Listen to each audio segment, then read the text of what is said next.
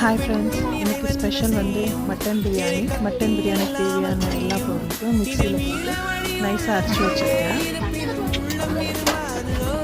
Stove on பண்ணி குண்டா வச்சு ஆல் மசாலா ஸ்பைஸ் போட்டுட்டு புதினா, பச்சை மிளகா, வெங்காயம் அண்ட் வேக வச்ச மட்டன் 3 விசில் வச்சு வேக வச்ச மட்டனையும் அதில் சேர்த்துட்டு கொஞ்சம் உப்பு, கொஞ்சம் மஞ்சள் பொடி, அப்புறமா ஆட்டோட கொழுப்பும் சேர்த்து மசாலாவும் அரைச்சி வச்ச மசாலாவும் சேர்த்து கொஞ்சம் தனியா பொடி போட்டு நல்லா கலந்துட்டு கொஞ்சம் நேரம் மூடிட்டோம்னா அந்த மசாலா வந்து எண்ணெய்லாம் பிரிஞ்சு வரும்.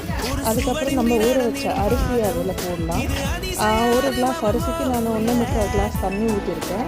அது கொஞ்சம் நல்லா கலந்து கொஞ்சம் தம்மு போடுற மாதிரி கொஞ்சம் நேரம் ஒரு 2 நிமிஷம் ஹை ஃப்ளேம்லேயே வச்சிடலாம். அதுக்கப்புறமா ஸ்லிம்மை பண்ணிவிட்டு கொஞ்சம் தம் போட்டுடலாம். இப்போ 3/4 சாதமும் வெந்திருக்கு. இப்போ அதே மூடி வச்சு ரெடி பண்ணோம்னா பிரியாணி ரெடி ஆகிடுச்சு.